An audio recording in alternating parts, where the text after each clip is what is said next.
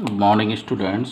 आज हम पढ़ेंगे एल्डिहाइडों का ऑक्सीकरण, oxidation of aldehydes. Oxidation of aldehydes.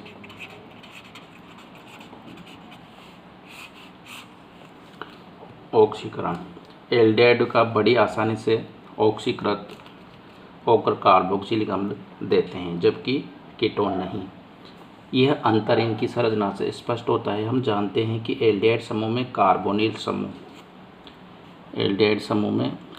समूह जो होता है उस पर एक हाइड्रोजन जुड़ा हुआ होता है, जबकि कीटोन में एक एल्किल समूह जुड़ा हुआ होता है। ऑक्सीकरण प्रक्रिया के दौरान इसी हाइड्रोजन परमाणु का एब्स्ट्रैक्शन होता है, जबकि कीटोनों में एल्किल समूह का निष्कासन नहीं होता। अम्लीय KMnO4 अथवा K2CR2O7 जैसे सामान्य ऑक्सीकारक के अतिरिक्त सिल्वर ऑक्साइड जैसे अत्यंत दुर्बल ऑक्सीकारक से भी एल्डिहाइड उनके संगत अम्लों में ऑक्सीकृत हो जाते हैं। अम्लीय KMnO4 के द्वारा ऑक्सीकृत होकर RCOOH देते हैं। ठीक है। एक फेलिंग विलयन के साथ एल्डिहाइड क्यूप्रस ऑक्साइड का लाल अवक्षेप देते हैं। फेलिंग विलयन के साथ 2 कॉपर ऑक्साइड प्लस RCHO इसके साथ ऑक्सीकृत होकर Cu2O का लाल अवक्षेप प्लस RCOOH। ओके। इसी प्रकार टोलेन अभिकर्मक के साथ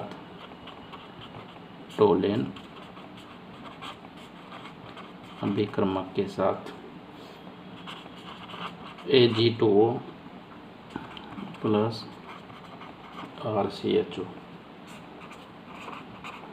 2Ag प्लस RCOOH। ठीक है। इस अभिक्रिया का उपयोग ये भी किसकी सहायता से असंतृप्त एल्डिहाइडों से संतृप्त एल्डिहाइडों को असंतृप्त एल्डिहाइडों से असंतृप्त अम्लों का निर्माण होता है, क्योंकि यह अभिकर्मक C डबल बॉन्ड C पर आक्रमण नहीं करता। एग्जाम्पल के तौर पर देखते हैं CH3 CH double bond CHO। ये एक असंतृप्त एल्डिहाइड है। इसकी क्रिया अगर अपन Ag2O के साथ करवाएंगे तो CH3 CH double bond COOH का फॉर्मेशन होगा, जो कि एक असंतृप्त अम्ल है। एल्डिहाइड बेनेडिक्ट विलयन के साथ गर्म करने पर भी क्यूप्रस ऑक्साइड का लाल अवक्षेप देते हैं। बेनेडिक्ट विलयन के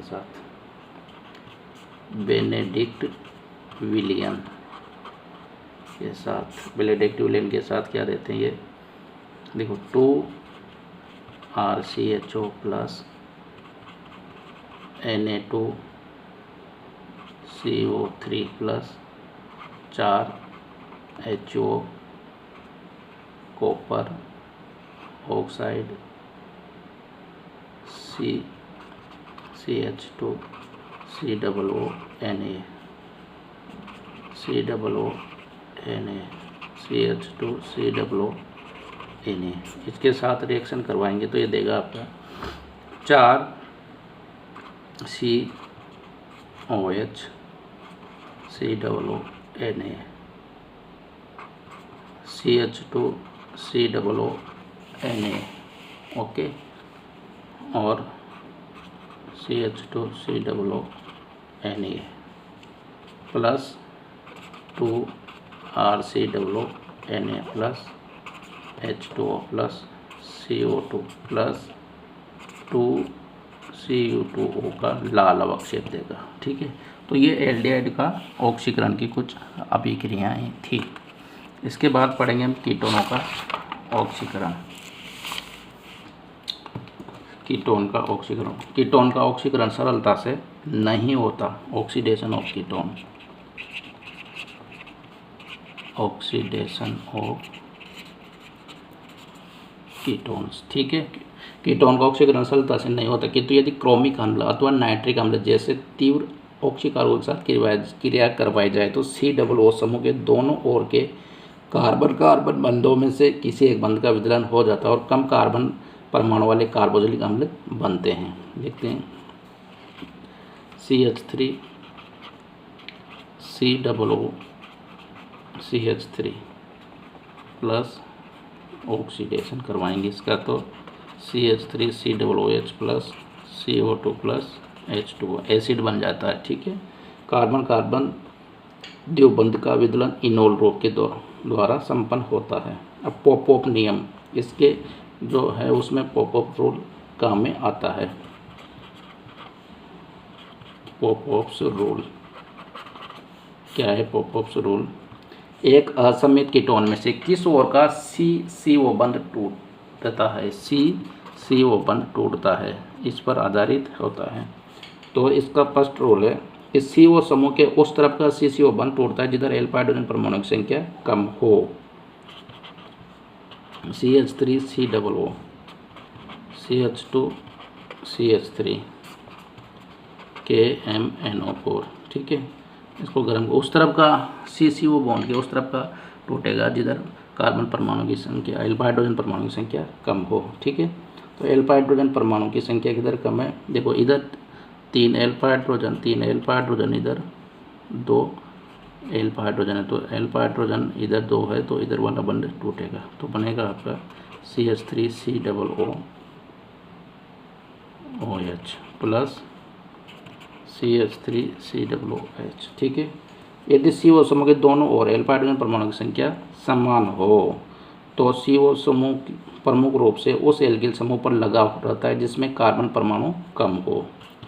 CH3 CH2 COO CH2 CH2 CH3 CrO3। ठीक है, इसमें 2 एल्फा हाइड्रोजन परमाणु है, इसमें 2 एल्फा हाइड्रोजन परमाणु है, तो कार्बन CO समूह उस समूह पर रहता है जिस पर कार्बन परमाणु की संख्या कम हो। 1 2 इधर कार्बन परमाणु की संख्या 2, इधर 1 2 3 है, तो CO समूह इस पर रहेगा तो ये बंध टूटेगा। ठीक है, और इससे बन जाएगा आपका CH3 CH2 COO OH plus CH3 CH2 COOH। ये इस तरह से कीटोन का ऑक्सीकरण संपन्न होता है। सेलेनियम ऑक्साइड से भी कीटोन का ऑक्सीकरण हो जाता है। सेलेनियम ऑक्साइड के द्वारा CO समूह का निकटवर्ती CH2 या CH3 समूह ऑक्सीकृत हो जाता है।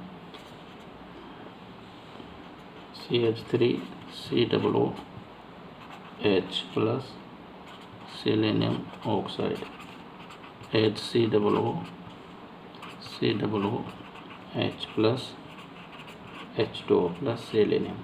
ठीक है, इसमें देखते हैं CH3 CH2 COO CH3 plus selenium oxide CH3 COO CH3 plus H2O plus selenium. ये ऑक्सीडेशन ऑफ कीटोन के बारे में कुछ रिएक्शंस थी। ठीक है, अब कीटोनों के लिए बेयर विल्गर ऑक्सीडेशन एक इम्पोर्टेंट ऑक्सीडेशन अभिक्रिया है। बेयर विल्गर ऑक्सीडेशन, बेयर विल्गर ऑक्सीकरण अभिक्रिया, बेयर विल्गर ऑक्सीकरण अभिक्रिया। परअम्लों द्वारा ऑक्सीकरण कराने पर एल्डिहाइड और कीटोन दोनों ही ऑक्सीकृत हो जाते हैं और क्रमशः कार्बोक्सिलिक अम्ल व एस्टर बनाते हैं। पर एसिड की उपस्थिति में होती है। CH3 COOH aldehyde, C6H5 COOH। ठीक है, इस एल्डिहाइड की पर एसिड की उपस्थिति में क्रिया करवाई जाएगी तो ये ऑक्सीकृत हो जाएगा और CH3 COO एसिड बनाएगा प्लस C6H5COOH, ये भी एसिड बनाएगा। ठीक है। कीटोन का एग्जाम्पल लेंगे तो CH3COO CH3 plus C6H5COOH CH3COO CH3 plus C6H5COOH। ठीक है। इस ऑक्सीकरण को बेयर-विल्गर ऑक्सीकरण कहा जाता है और ये कीटोनों के ऑक्सीकरण के लिए उपयोगी है क्योंकि इससे कार्बोक्सिलिक एस्टर बनते हैं। ठीक है। देखते हैं C6H5COO CH3, ये एसीटोफिनोन है। इसका अगर CO2H के साथ रिएक्शन करवाएंगे तो C6H5O COO CH3 बनेगा, फेनिल एसीटेट बन जाएगा। ठीक है। इसकी मैकेनिज्म किस तरह से होती है, मैकेनिज्म देखते हैं। यह भी क्रियान्वयन पदों में संपन्न होती है। सबसे पहले क्या होता है कि CH3COO C6H5 पर एसिड वाला OCOOR। ठीक है। ये बॉन्ड यहाँ चला जाता है और इस पर ये अटैक करता है तो आपका कंपाउंड बन जाता है। फर्स्ट नंबर की स्टेप है CH3COH C6H5O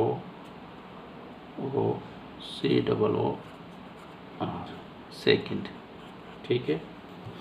अब ये सेकेंड क्या करता है, H प्लस की उपस्थिति में CH3 C6H5OH OCOO plus H यहाँ जुड़ जाता है और R। ठीक है। ये थर्ड बना लेता है। थर्ड क्या करता है कि इसमें से ये बॉन्ड तो टूट के यहाँ पे चला जाता है। ठीक है। और इसका ये जो बॉन्ड है उसका माइग्रेशन होता है और यहाँ पर आ जाता है। तो थर्ड प्रकार की अभिक्रिया है ये, एक, ये दो, और तीसरे प्रकार की अभिक्रिया में क्या होगा, -RCOOH बाहर निकलेगा और बन जाएगा आपका CH3COH। यहाँ से माइग्रेट हो गया तो यहाँ प्लस आ जाएगा और C6H5। ठीक है। ये फोर्थ कंपाउंड बन गया और लास्ट में -H प्लस द्वारा H प्लस निकल जाएगा और बन जाएगा आपका CH3C double bond O C6H5, ये बन जाता है। ठीक है। तीसरे पद में जब स्पीसीज थर्ड में से एक अणु RCOO निकलता है, इसमें से RCOOH निकलता है तो उसी समय कार्बोनिल समूह, कार्बन से जुड़ा एक फेनिल या एल्किल समूह अपने इलेक्ट्रॉन बंध सहित युग्म सहित कार्बनिक के रूप में विस्थापित होकर ऑक्सीजन परमाणु पर चला जाता है। इसमें देखो दो स्टेप होती है, एक तो RCOOH निकलता है और एक ही फेनिल समूह का माइग्रेशन होता है। बेयर-विल्गर अध्ययनों से ज्ञात होता है कि मेथिल समूह की तुलना में फेनिल समूह की विस्थापन प्रकृति अधिक होती है। इसी कारण उत्पाद फेनिल एसीटेट, देखो इसमें दो है, मेथिल समूह और फेनिल एसीटेट। तो फेनिल की जो माइग्रेशन की प्रवृत्ति वह अधिक होती है, इसलिए इसमें फेनिल एसीटेट प्राप्त हुआ। ठीक है। यदि मेथिल समूह स्थापित होता तो मेथिल बेंजोएट बनता। विभिन्न समूह की माइग्रेशन प्रवृत्ति है वह इस क्रम में होती है। देखते हैं, हाइड्रोजन की सबसे ज़्यादा होगी, फिर हो गया आपकी फेनिल की, फिर थर्ड डिग्री एल्किल की, फिर 2 डिग्री एल्किल की, फिर 1 डिग्री एल्किल की, और फिर सब मेथिल की सबसे कम होती है। इस तरह से माइग्रेशन प्रवृत्ति होती है इनकी। तो ये सभी समूह क्या होते हैं, अपने बंदी इलेक्ट्रॉन सहित अर्थात कार्बेनियम के रूप में विस्थापित हो जाते हैं। इस तरह से ये पूरी जो अभिक्रिया है बेयर-विल्गर ऑक्सीकरण अभिक्रिया के नाम से जानी जाती है, जिसमें एल्डिहाइड ऑक्सीकृत होकर एसिड बनाता है और पर एसिड पर एसिड भी एसिड में परिवर्तित हो जाता है। और इसमें विभिन्न समूह माइग्रेट होते हैं जिनकी माइग्रेशन की प्रवृत्ति इस क्रम में होती है। ठीक है।